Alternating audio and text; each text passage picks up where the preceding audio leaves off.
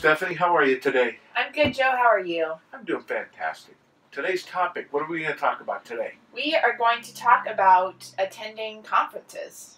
And it seems to be the season of business conferences right now. Don't you agree? 'Tis the season. 'Tis the season is right. So, what do you think? I think that business conferences have really evolved in the last, I don't know, maybe 10 years. We've gone from being a 3-day party to a jam-packed, career-building session to where you're going to, really make contacts and do what you need to do to build your career and make you a better professional. Well, I was not around during the party days. I've heard plenty of stories. I know, I've heard plenty of stories.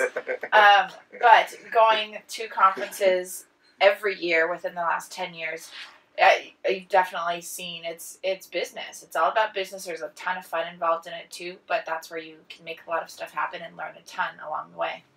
So what do you think, if we talked about some priorities to accomplish at a conference, what would those be, Steph? What would you recommend to people when they go into that, outside of being, of course, what I call palms up, open-minded, and just willing to take everything in, and what they're talking about in the future? But what are the things that you think are would be important?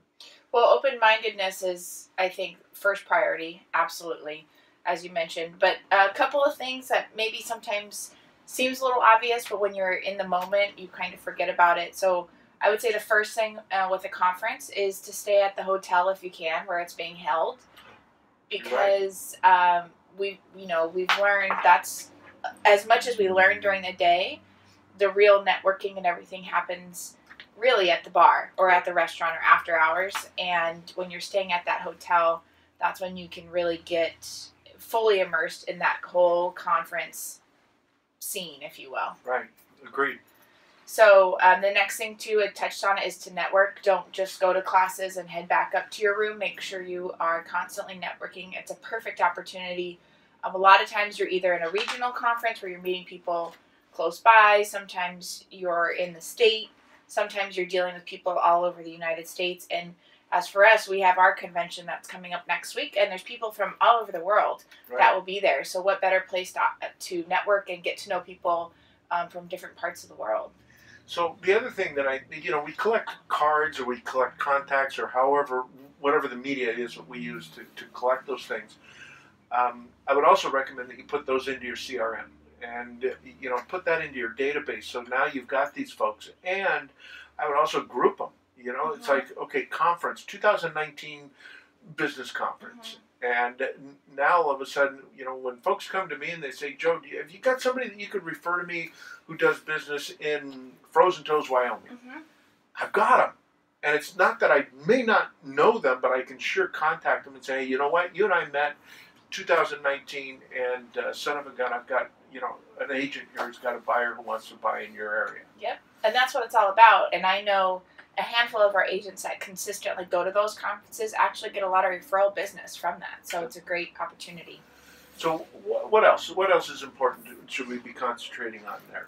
One thing, especially for conference newbies, is if you're going with a group, don't be afraid to stray from the group. And what I mean by that, there's usually tons of different classes that you can choose to go to.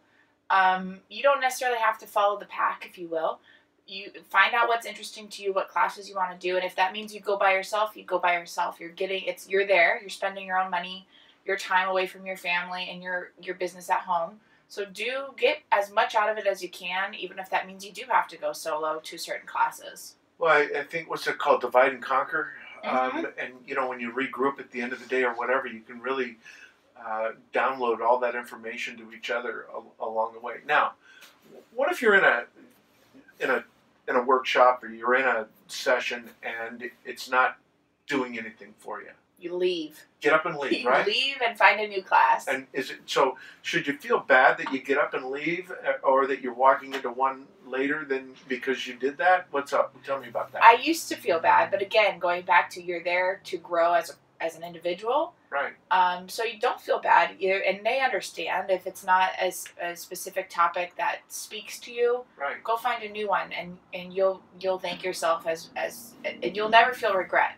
If you go to a new class and learn something that you wouldn't have been in otherwise, you won't regret that. So most of the business conferences that I've been to these days have an app. Yes. Talk to us about downloading the app and what's the benefit of that, and tell us about that. So I always like the app because you get to see you're not carrying around a booklet or a piece of paper, but you can see all the classes that are available, learn about the speakers through the app, and then even set your own agenda. And you can even link that on a lot of these apps to your specific calendar, which is great. So for me personally, when I'm going through the app, even if there's 2 or 3 classes that interest me, I will add all 2 or 3 of those specifically for that reason we were just talking about. If something doesn't resonate with me, I can get up and I already know essentially my second option. Right. So. Excellent. What else? What else do we need to do? What else do we need to do to really kick our career in the tail? Yeah.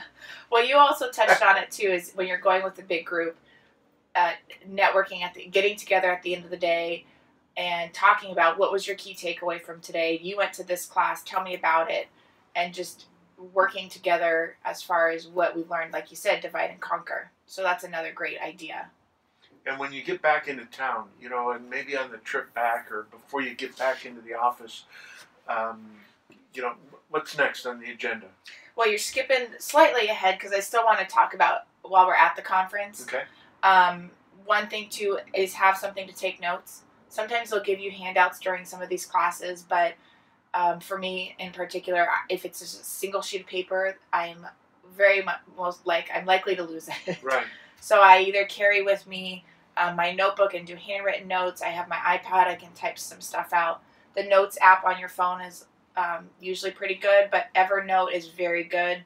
They have a free version of this app, and it's you can add tags and organize your notes, take pictures, all those sorts of things. So that's a great note-taking app. And what about the app? I know that the app has a note section for those particular classes too, but sometimes you get lost in that, that piece of paper, right? Yeah, some do, and that, again, might as well be a piece of paper that I'm going to lose. I'd rather have everything in one place so I can go back and revisit it without having to bounce around from class to class or something like that. Okay, good. The next thing, which is, again, seems really, really simple, but we call it a survival kit. Conference survival kit. Water, cash, snacks. My husband says I can't leave the house for more than 2 hours without having snacks with me because we all have heard of the phrase hangry. So always snacks. You never know what you're going to eat. If you have an external battery pack or your charger with you, that's always good. For females specifically, I can't tell you how many times I go out and buy this great pair of shoes right before convention and wear them at convention, and there's tons of walking, and by lunchtime I'm looking for a Band-Aid. So Band-Aids are always good to carry with you, but that's just one of those random things you maybe won't think about, but hopefully after this you'll carry Band-Aids and snacks with you. Yeah. It's funny you say that because yesterday I was at the store, and you taught me one time when we went to a conference together, you had this little can of almonds. Yep. And I saw them yesterday at the store when I was there. I said, I got to get a can of those for Stephanie and another one for me, so that we got some, food going on along the way. Keeps your brain functioning. It does keep your brain functioning. So the last tip I would say for today would be, and like you brought it up a little bit ago, is on your way home, whether you're flying, driving, or right when you get home, review all the notes you did, and from there I like to make an action list of what I would like to implement or take action on in my particular business. And so I create I go through all those notes and say, oh yeah, that reminded me that I wanted to do XYZ in my business, mm-hmm. and I add that as an action item. And then I constantly have a list of, I keep saying action items, but action items to go off of as I move forward in my business. Because at the end of the day, if you're not networking, and B, if you're not actually taking what you're learning and implementing it into your business, it's really a waste of time to go to those conferences. So you always want to make sure you have that list of action items to act on. So I guess what we've kind of talked about are the rules of really taking advantage of a good convention or conference, and what those rules are. And I was thinking, about gosh, do you establish those rules with that group in the beginning? Well, maybe you should, but but I think that these are good rules to live by when you're at a conference. So, I think we've wrapped it up. We've done a great job of covering the topic today. That is one terrific jacket you got on today. I like it. Thank you. I've never seen it before. Channeling my inner biker chick. That's what I said when we were up in escrow this morning. But that's a good-looking jacket. I like it. Thanks. All right. Thank you for joining us today. Charge on.